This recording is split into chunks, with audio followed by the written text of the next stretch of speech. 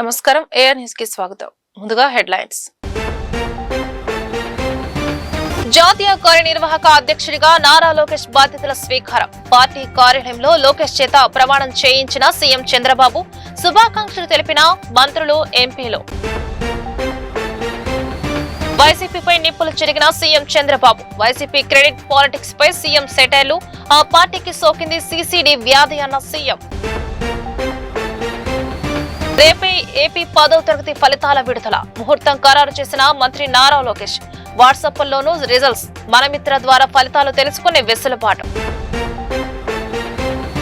Hanuman junction లో దారుణం. వ్యాపారి వడ్డీ క్రాంతి కిరణ్ ను కారుతో ఢీకొట్టి హతమార్చిన దుండగులు. ఘటనా స్థలంలో కేసు నమోదు చేసి దర్యాప్తు చేపట్టిన పోలీసులు. తెలుగుదేశం పార్టీలో సరికొత్త చరిత్ర ఆవిష్కృతమైంది. టీడీపీ జాతీయ కార్యనిర్వాహక అధ్యక్షుడిగా రాష్ట్ర మంత్రి నారా లోకేష్ ఈ రోజు బాధ్యతలు చేపట్టారు. మంగళగిరిలోని పార్టీ కేంద్ర కార్యాలయంలో జరిగిన ఈ భారీ కార్యక్రమంలో పార్టీ అధినేత చంద్రబాబు నాయుడు లోకేష్ తో ప్రమాణ స్వీకారం చేయించారు. పార్టీ 44 ఏళ్ల చరిత్రలో తొలిసారిగా వర్కింగ్ ప్రెసిడెంట్ పదవిని సృష్టించి లోకేష్ కి అప్పగించడం ప్రాధాన్యత సంతరించుకుంది. మంగళగిరిలోని ఎన్టీఆర్ భవన్ ఈ రోజు పసుపు పండుగను తలపించింది. అశేష జనవాహిని మధ్య టీడీపీ జాతీయ అధ్యక్షులు, ముఖ్యమంత్రి నారా చంద్రబాబు నాయుడు సమక్షంలో నారా లోకేష్ జాతీయ కార్యనిర్వాహక అధ్యక్షుడిగా ప్రమాణ స్వీకారం చేశారు. లోకేష్ తో పాటు కొత్తగా ఎన్నికైన 252 మంది కమిటీ సభ్యులు కూడా ఈ కార్యక్రమంలో బాధ్యతలు స్వీకరించారు. యువగళం పాదయాత్ర ద్వారా పార్టీలో నూతన ఉత్సాహం నింపిన లోకేష్ కు ఇప్పుడు పార్టీ పగ్గాలు అప్పగించడంతో క్యాడర్ లో పండుగ వాతావరణం నెలకొంది. అన్ని విషయాల్లో నేను పల్లా గారు ఒప్పుకోపోవచ్చు, ఇద్దరం కూర్చుంటాం. నేనన్నా పల్లాన్ని కన్విన్స్ చేస్తాను, పల్లన్న నన్ను కన్విన్స్ చేస్తారు. నిర్ణయం తీసుకున్న తర్వాతనే నేను రూప్ బయటికి వస్తాను జరుగుతుంది.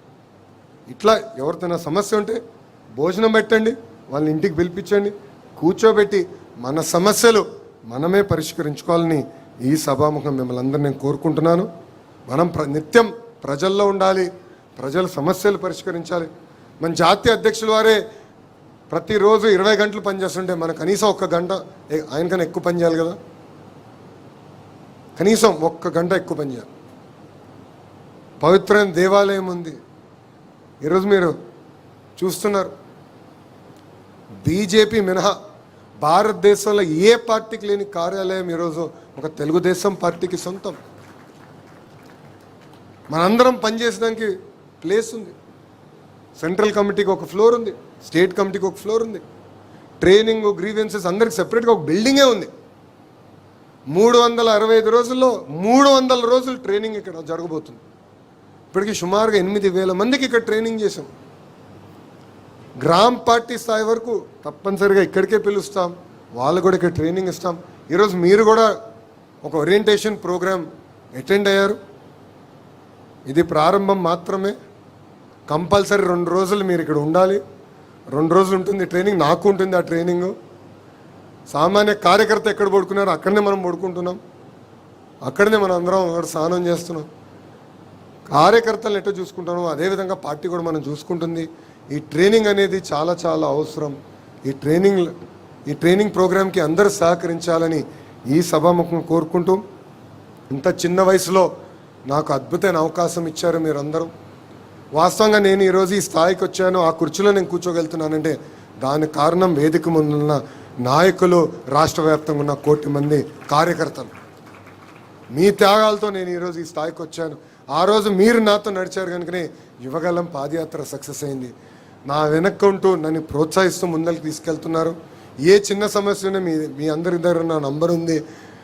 తిట్టేది నన్నే, పొగిడేది నన్నే, 2 సమానంగా నేను స్వీకరిస్తున్నాను. మీరు ఇస్తున్న ప్రతి ఫీడ్బ్యాక్ని నేను సీరియస్గా తీసుకుంటున్నా. గౌరవ అధ్యక్షులతో చర్చిస్తున్నారు. వైసీపీ తీరుపై ముఖ్యమంత్రి చంద్రబాబు నాయుడు మరోసారి విరుచుకుపడ్డారు. అధికారంలో ఉన్నప్పుడు రాష్ట్రాన్ని సర్వనాశనం చేసిన వారు ఇప్పుడు కూడా కుట్రలు మానుకోవడం లేదని తీవ్రస్థాయిలో మండిపడ్డారు. టీడీపీ కార్యవర్గ ప్రమాణ స్వీకార కార్యక్రమంలో పాల్గొన్న ఆయన విపక్షంపై పదునైన విమర్శలు సంధించారు. ముఖ్యమంత్రి తన ప్రసంగంలో వైసీపీని గొడ్డలి పార్టీగా అభివర్ణించారు. ఆ పార్టీకి సంక్షేమం పట్టదని, అభివృద్ధి అంటే అస్సలు గిట్టదని వ్యాఖ్యానించారు. రాష్ట్రానికి పెట్టుబడులు వస్తుంటే అడ్డుకోవాలని చూస్తున్నారని, ఆయన ప్రభుత్వంపై ఉన్న నమ్మకంతో పారిశ్రామికవేత్తలు భారీగా తరలి వస్తున్నారని ధీమా వ్యక్తం చేశారు. వైసీపీ నాయకుల తీరుపై చంద్రబాబు సెటైర్లు వేస్తూ వారికి సీసీడీ అనే వ్యాధి సోకిందని ఎద్దేవా చేశారు. ప్రచారంతో ఒక పటిష్టమైనటువంటి యంత్రాంగాన్ని ఎస్టాబ్లిష్ చేశారు. వీళ్ళు మాట్లాడతారు, వాళ్ళ పేపర్లో పబ్లిసైజ్ చేస్తారు, సోషల్ మీడియాలో విస్తృతంగా ఈ ఫేక్ ప్రచారాన్ని చేసి కడాన మనకు కూడా అనుమానం వస్తుంది, ఏంట్రా ఏమైనా జరిగిపోయిందా అని. ఆ పరిస్థితి తెస్తారు. మీరు చూడండి, పదే పదే ఎందుకు చెప్తున్నానంటే, నేనే ముఖ్యమంత్రి, బాబాయ్ హత్య, వివేకానంద రెడ్డి, నిద్రలేశాను, న్యూస్ వచ్చింది సాక్షిలో, వివేకానంద రెడ్డి గారు చనిపోయారు. ఇమ్మీడియట్గా నేను బాధపడ్డా, ఒక మంచి వ్యక్తి చనిపోయాడు అనే బాధ కలిగింది. నా పక్కన ఐజీ ఇంటెలిజెన్స్ ఉన్నాడు, డీజీపీ ఉన్నాడు, సీఎంఓ ఉంది, ఎమ్మెల్యేలు ఉన్నారు, ఎంపీలు ఉన్నారు, మంత్రులు ఉన్నారు, హోమ్ మినిస్టర్ ఉన్నారు. ఎవరు కూడా నాకు బ్రీఫ్ చేయలేకపోయారు, బిజీగా ఉన్నాం.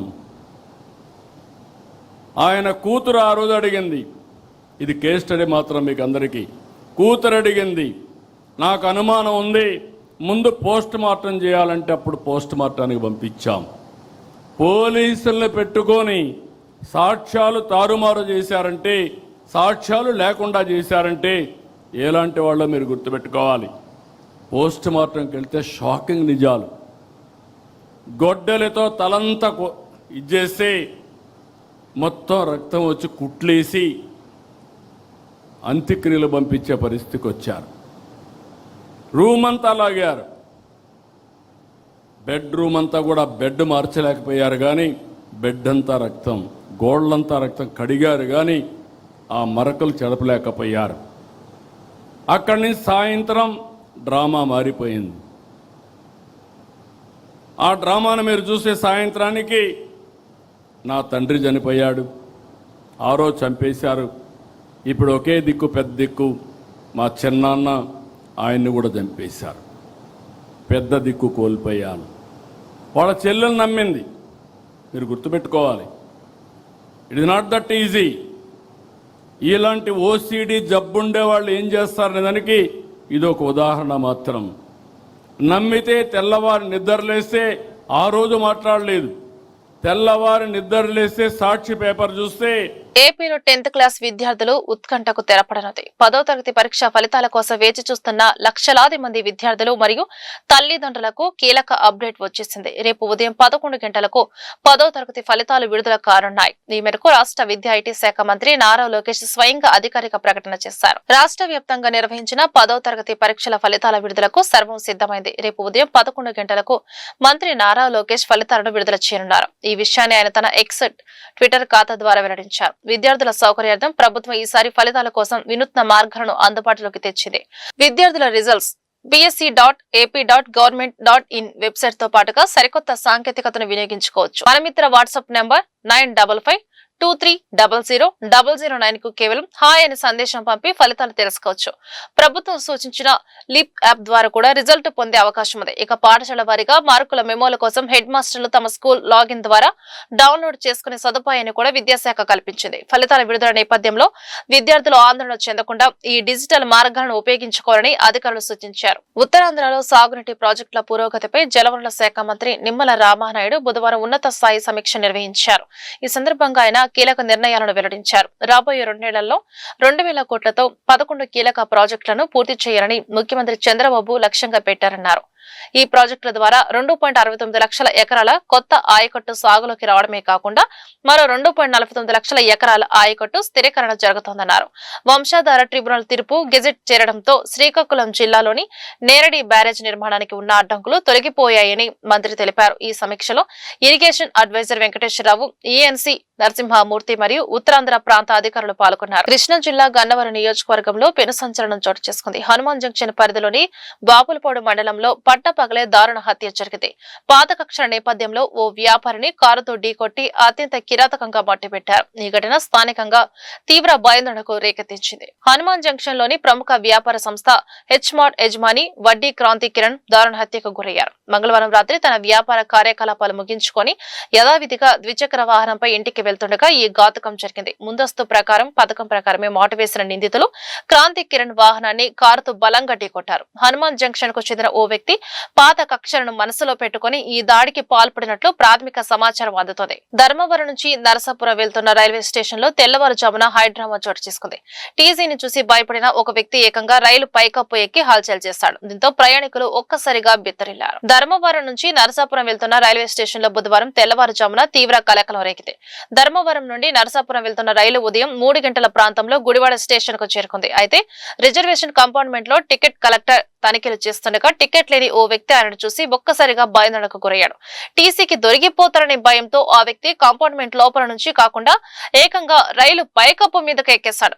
కదులుతున్న రైలుపై అతడు చేస్తున్న ప్రమాదకర విన్యాసాలు చూసి స్టేషన్ లోని ప్రయాణికులు ఆహాకారాలు చేశారు. ప్రకృతి సంపదను కాపాడుతున్న వారికి ఆర్థికంగా వెన్నుదన్నుగా నిలిచేందుకు ప్రభుత్వం యాక్సిస్ బెనిఫిట్ షేరింగ్ విధానాన్ని బలోపేతం చేయనుందని Andhra Pradesh biodiversity board chairman Neelayapalem Vijay Kumar వెల్లడించారు. సముద్ర గర్భం నుంచి మత్స్య సంపదను సేకరించే మత్స్యకారులకు కూడా ఎగుమతి లాభాల్లో వాటా కల్పించి వారి ఆర్థిక అభివృద్ధికి తోడ్పడాలన్నది ప్రభుత్వ లక్ష్యమని వెల్లడించారు. ఆంధ్రప్రదేశ్ రాష్ట్ర జీవ వైవిధ్య మండలి నేషనల్ బయోడైవర్సిటీ అథారిటీ సంయుక్త ఆధ్వర్యంలో సముద్ర వనరులలో యాక్సెస్ అండ్ బెనిఫిట్ షేరింగ్ పై వర్క్ షాప్ బుధవారం బందర్ రోడ్ లోని ప్రముఖ హోటల్లో నిర్వహించడం జరిగింది. ఈ కార్యక్రమంలో పాల్గొన్న Andhra Pradesh biodiversity board chairman Neelayapalem Vijay Kumar మీడియాతో మాట్లాడుతూ తరతరాలుగా ఎర్రచందనం చెట్లను కాపాడుతున్న రైతులకు వారు విక్రయించిన విలువలపై 5% మేర వాటా అందజేయాలని, సముద్ర గర్భం నుంచి మత్స్య సంపదను సేకరించే మత్స్యకారులకు కూడా ఎగుమతి లాభాల్లో వాటా కల్పించాలన్నదే ప్రభుత్వ ముఖ్య ఉద్దేశమన్నారు.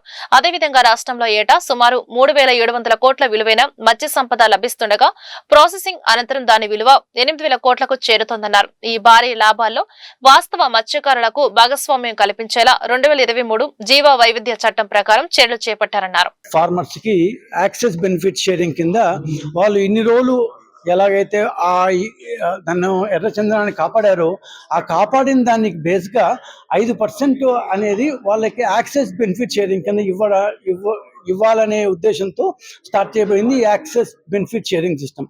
సో ఇన్ని రోజులు దాన్ని కాపాడారు, దాన్ని సంవత్సరాలుగా కొన్ని తరాలుగా ఆ యొక్క చెట్లను కాపాడుతున్నారు. కాబట్టి వాళ్ళ సేల్ వాల్యూ ఎంతకైతే ఈ ఫార్మర్స్ అమ్మారు, నేను చెప్పేది వైల్డ్ ఫారెస్ట్లో పోలీసులు వీళ్ళు ఇచ్చేసింది కాదు, రైతులు అమ్మింది. సో అదేవిధంగా మనం సముద్ర గర్భంలో నుంచి తీసిన మత్స్య సంపద కూడా కొంత యాక్సెస్ బెనిఫిట్ షేరింగ్ రావాలి. అంటే వీళ్ళు ఫర్ ఎగ్జాంపుల్ మనం ఆంధ్రప్రదేశ్లో దాదాపు 3,700 కోట్ల రూపాయలు విలువయ్యే సముద్ర ఉత్పత్తిని ప్రతి సంవత్సరం పట్టిస్తాం. అవి ప్రాసెసింగ్ అయ్యి బయటకు వచ్చేప్పటికి దాదాపు 7 నుంచి 8,000 కోట్ల రూపాయలకు వస్తుంది. సో ఎక్స్పోర్టర్స్ దాన్ని సేల్ చేసుకున్నారు, లాభాలు వస్తున్నాయి. కానీ యాక్చువల్ మత్స్యకారులకు ఈ లాభాల్లో వాటా వస్తుందా కొంతన్నా, అంటే అది ఎంత అంటే ఒక్కొక్క ఫిష్ని బట్టి మారుతూ వస్తుంది. ఈ లాభాల్లో కొంతన్నా ఈ మత్స్యకారులకు రావాలి అన్న మెయిన్ ఉద్దేశమే ఈ యాక్సెస్ బెనిఫిట్ షేరింగ్ సిస్టమ్. ఇది మనం ఏదో కొత్తగా పెట్టింది కాదు. 2002 ద బయోడైవర్సిటీ యాక్ట్ ప్రకారం ఉంది. 2023 బయోడైవర్సిటీ యాక్ట్ ప్రకారం దాన్ని పార్లమెంటు చట్టం చేసింది.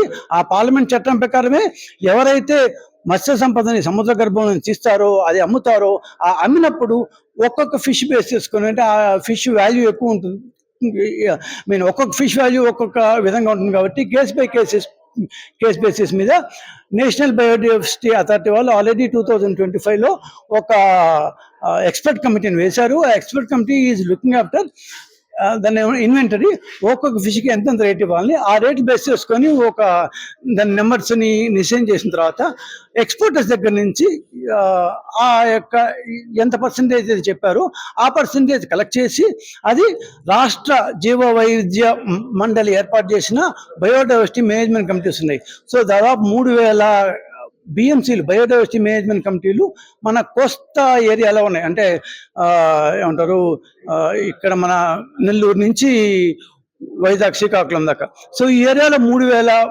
బయోడైవర్సిటీ మేనేజ్మెంట్ కమిటీస్ ఉన్నాయి కాబట్టి వీళ్ళందరిలో మత్స్యకారులు యాక్చువల్గా ఎవరుంటే వాళ్ళ ఏరియాలో కావచ్చు, డైరెక్ట్గా కావచ్చు, సోషియో ఎకనామిక్ యాక్టివిటీస్ని చేపట్టడానికి ఈ ఏబిఎస్. వేసవిలో మొక్కల సంరక్షణకు చర్యలు వేగవంతం చేయాలని విజయవాడ నగరపాలక సంస్థ కమిషనర్ ధ్యానచంద్ర అన్నారు. వేసవి కాలాన్ని దృష్టిలో ఉంచుకుని నగరంలోని వర్టికల్ గార్డెన్స్ సంరక్షణపై ప్రత్యేక శ్రద్ధ తీసుకోవాలని అధికారులకు సూచించారు. బుధవారం ఉదయం తన పర్యటనలో భాగంగా Ranigari Thota, Netaji bridge, MG road, bench circle ప్రాంతాలని పర్యటించి క్షేత్రస్థాయిలో పరిశీలించారు. ఈ సందర్భంగా ఆయన మాట్లాడుతూ వేసవి కాలాన్ని దృష్టిలో ఉంచుకుని నగరంలోని వర్టికల్ గార్డెన్స్ సంరక్షణపై ప్రత్యేక శ్రద్ధ తీసుకోవాలని అధికారులకు సూచించారు. ఎండ తీవ్రత వల్ల మొక్కలు ఎండిపోకుండా తరచుగా నీరు పోయడం, అవసరమైన రక్షణ చర్యలు తీసుకోవడం తప్పనిసరి అని పేర్కొన్నారు.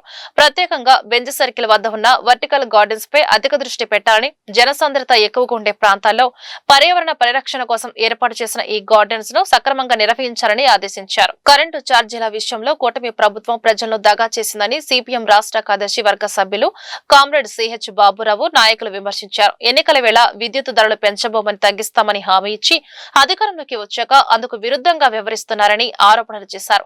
అదనపు వసూలపై బహిరంగ చర్చకు సిద్ధమా అని ప్రభుత్వానికి సవాల్ విసిరారు. బుధవారం సిపిఎం రాష్ట్ర కార్యాలయం శ్రీశ్రీ భవన్ లో మీడియా సమావేశం జరిగింది. ఈ సమావేశంలో సిపిఎం రాష్ట్ర కార్యదర్శి వర్గ సభ్యులు కామ్రేడ్ సిహెచ్ బాబురావు, రాష్ట్ర కమిటీ సభ్యులు కామ్రేడ్ దోనెపూడి కాశీనాథ్ పాల్గొని మాట్లాడుతూ గత 2 ఏళ్ల కాలంలో సర్దుబాటు ఛార్జీలు ఎఫ్ఈపీసీఏ పేరుతో రాష్ట్రంలోని 1,60,00,000 మంది వినియోగదారులపై దాదాపు 20,000 కోట్ల అదనపు భారం మోపారన్నారు. ప్రభుత్వం యూనిట్కు 13 పైసలు తగ్గించామని చెబుతున్న మాటలు పచ్చి అబద్దమని, వాస్తవానికి నెలవారీగా యూనిట్కు 1.5 నుంచి 85 పైసల వరకు అదనంగా వసూలు చేస్తున్నారన్నారు. ఈ అదనపు వసూలపై సాక్ష్యాధారాలతో సహా బహిరంగ చర్చకు సిద్ధమా అని సవాల్ విసిరారు. స్మార్ట్ మీటర్లది పోరాటం సాగటం వల్లే వ్యవసాయ పంపు సెట్లకి విద్యుత్ మీటర్ల ప్రక్రియ, స్మార్ట్ మీటర్ల ప్రక్రియ ఆగిపోయింది. రెండోది, గృహ వినియోగదారులకి పూర్తి చేయాలనుకున్న దాన్ని స్లో డౌన్ అయ్యింది. అయినా దొంగచాటున, దొడ్డిదారిన స్మార్ట్ మీటర్లు బిగిస్తున్నారు. ఎక్కడికక్కడ ప్రతిఘటన ఎదురవుతా ఉంది. ఉత్తరప్రదేశ్లో ఈ ప్రీపెయిడ్ స్మార్ట్ మీటర్లు పెట్టడం వల్ల ప్రీపెయిడ్ బిల్లులు చెల్లించినా సరే కరెంట్ కనెక్షన్లు కట్ అయిపోతే ప్రజలందరూ ఉద్యమంలోకి వచ్చారు. దాంతో ఆ గవర్నమెంట్ తాత్కాలికంగా దాన్ని నిలుపుదల చేయాల్సి వచ్చింది. ఇప్పటికి రాష్ట్రంలో ఉద్యమం అనేక ప్రాంతాల్లో సాగుతూ ఉంది. అనేక ప్రాంతాల్లో ప్రతిఘటన కూడా ఎదురయ్యింది. రాబోయే కాలంలో కూడా ఇది ప్రజలందరూ అప్రమత్తంగా ఉండి ఇంటింటా స్మార్ట్ మీటర్లని వ్యతిరేకించాలి. మంత్రి గారు ప్రకటన చేశారు, స్వచ్ఛందంగా తప్ప బలవంతంగా మేము పెట్టమని. కానీ బలవంతంగానో మభ్యపరిచో పెట్టడానికి ప్రయత్నాలు చేస్తారు. అయినా ప్రజలు ప్రతిఘటిస్తున్నారు. ప్రతిపక్షంలో ఉన్నప్పుడు స్మార్ట్ మీటర్లను పగలగొట్టడం లోకేష్ గారు పిలిపించారు. ఇవాళ వాళ్లే బిగిస్తున్నారు. మాట తప్పింది స్మార్ట్ మీటర్ల విషయంలో. అందుకే వినియోగదారులు, ప్రజలు అప్రమత్తంగా ఉండి ఈ స్మార్ట్ మీటర్లని ఎదుర్కొనే ఉద్యమం కొనసాగించాలి. ఇంటింటా, వీధి వీధిలో కూడా. నగరంలోని పశ్చిమ నియోజకవర్గం పరిధిలో గల 4 స్తంభాల సెంటర్ వద్ద దాడిలో తీవ్రంగా గాయపడిన తెలుగుదేశం పార్టీ 39వ డివిజన్ అధ్యక్షుడు శివశర్మ చేతనలను టీడీపీ నేత బుద్ధ వెంకన్న పరామర్శించారు. దాడిలో గాయపడిన ఇద్దరు భవానీపురంలోని భవానీ ఆసుపత్రిలో చికిత్స చేయించుకుంటున్నారు. విషయం తెలుసుకున్న తెదేపా జాతీయ ఉపాధ్యక్షుడు బుద్ధ వెంకన్న ఆసుపత్రికి చేరుకుని బాధితులను పరామర్శించారు. వార్తలు ముగించే ముందు హెడ్లైన్స్ మరొకసారి. జాతీయ కార్యనిర్వాహక అధ్యక్షుడిగా నారా లోకేష్ బాధ్యతల స్వీకారం. పార్టీ కార్యాలయంలో లోకేష్ చేత ప్రమాణం చేయించిన సీఎం చంద్రబాబు. శుభాకాంక్షలు తెలిపిన మంత్రులు, ఎంపీలు. వైసీపీపై నిప్పులు చెరిగిన CM Chandrababu. YCP credit politics పై సీఎం సెటైర్లు. ఆ పార్టీకి సోకింది సీసీడీ వ్యాధి అన్న సీఎం. రేపే ఏపీ 10వ తరగతి ఫలితాల విడుదల. ముహూర్తం ఖరారు చేసిన మంత్రి నారా లోకేష్. వాట్సాప్లోనూ రిజల్ట్స్. మనమిత్ర ద్వారా ఫలితాలు తెలుసుకునే వెసులుబాటు. హనుమాన్ జంక్షన్ లో దారుణం. వ్యాపారి వడ్డీ క్రాంతి కిరణ్ ను కారుతో ఢీకొట్టి హతమార్చిన దుండగులు. ఘటనా స్థలంలో కేసు నమోదు చేసి దర్యాప్తు చేపట్టిన పోలీసులు. ఈ వార్తలు ఇంతటితో సమాప్తం. నమస్కారం.